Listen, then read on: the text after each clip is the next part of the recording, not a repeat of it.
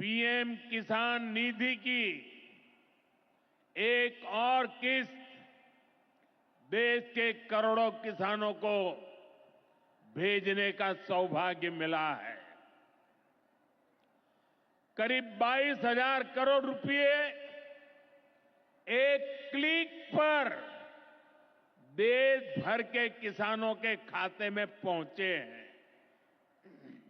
और जैसे ही अभी मैंने क्लिक दबाई, मैं देख रहा था यहां पर भी जो राज्यों के दृश्य दिख रहे थे, यहां भी कुछ लोगों की तरफ मेरी नजर गई।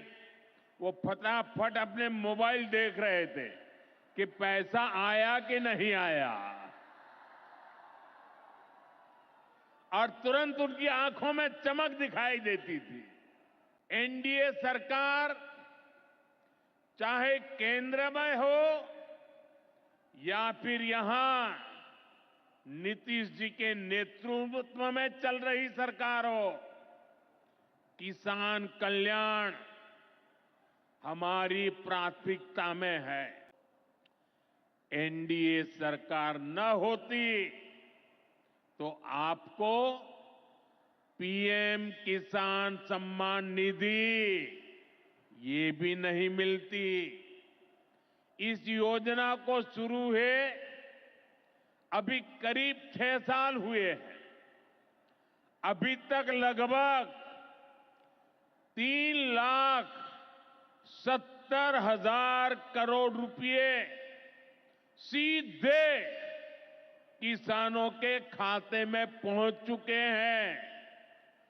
बीच में कोई बिचौलिया नहीं, कोई कटकी कंपनी नहीं।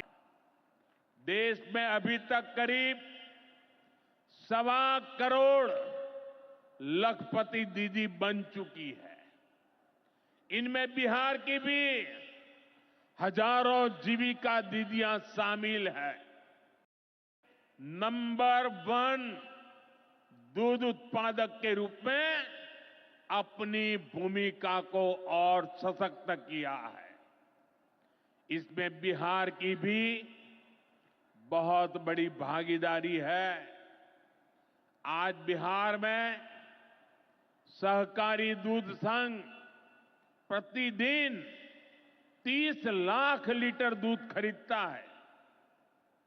इसके कारण हर साल 3,000 करोड़ रुपए से अधिक बिहार के पशुपालकों, हमारी माताओं बहनों के खाते में पहुंच रहे हैं। पहले मछली हम बाहर से लाते थे और आज मछली में बिहार आत्मनिर्भर बन गया है। और मुझे याद है 2014 के पहले 2013 में जब मैं चुनाव अभियान के लिए आया था, तब मैंने कहा था कि मुझे आश्चर्य हो रहा है कि बिहार में इतना पानी है, मछली हम बाहर से क्यों लाते हैं।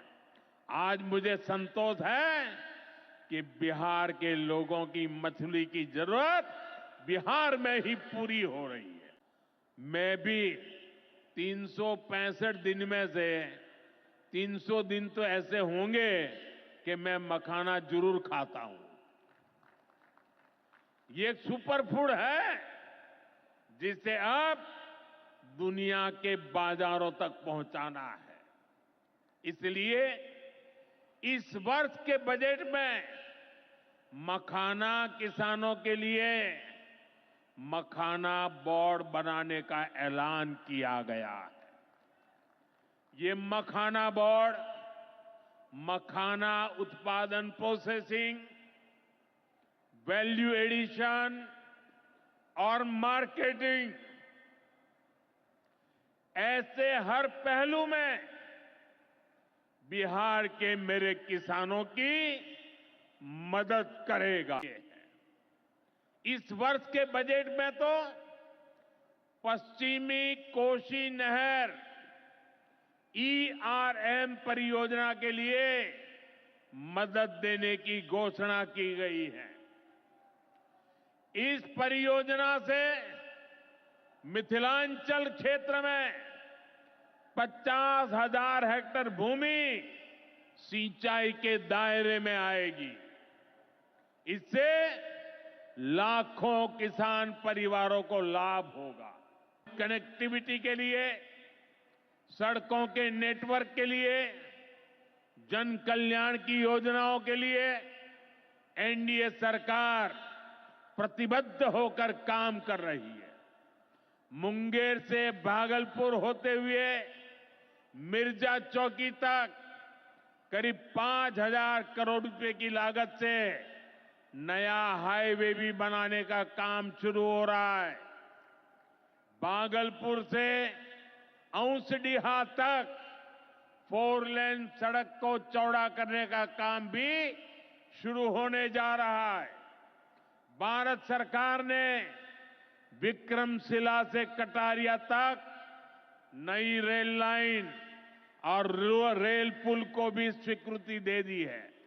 साथियों, हमारा ये भागलपुर सांस्कृतिक और ऐतिहासिक रूप से बहुत महत्वपूर्ण रहा है।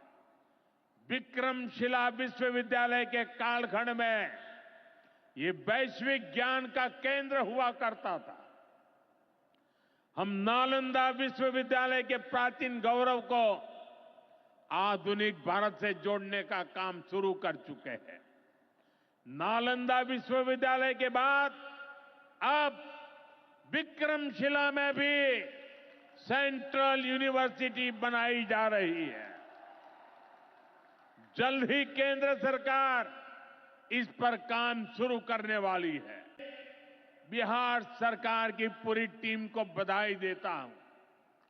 आप इस प्रोजेक्ट से जुड़ी जरूरतों को पूरा करने में तेजी से जुटे हैं। साथियों, एनडीए सरकार भारत की गौरवशाली विरासत के संरक्षण और वैभवशाली भविष्य के निर्माण के लिए एक साथ काम कर रही है। लेकिन ये जो जंगल राज वाले हैं, इनको हमारी धरोहर से, हमारी आस्था से नफरत है। इस समय प्रयागराज में एकता का महाकुंभ चल रहा है। ये भारत की आस्था का, भारत की एकता और समरसता का सबसे बड़ा महोत्सव है। पूरे यूरोप की जितनी जनसंख्या है, उससे भी ज्यादा लोग अब तक एकता के इस महाकुंभ में डुबकी लगा चुके हैं, स्नान कर चुके हैं।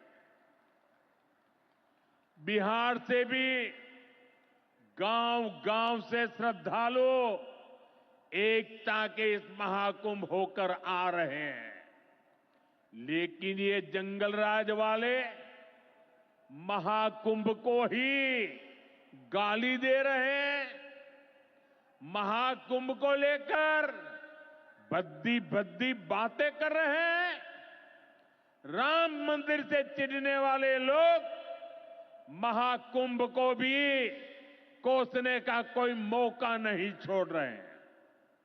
मैं जानता हूं, महाकुंभ को गाली देने वाले ऐसे लोगों को बिहार कभी भी माफ नहीं करेगा। साथियों, बिहार को समृद्धि के नए पथ पर ले जाने के लिए हम दिन रात ऐसे ही मेहनत करते रहेंगे। एक बार फिर देश के किसानों को और बिहार वासियों को बहुत बहुत बधाई। मेरे साथ बोले, भारत माता की।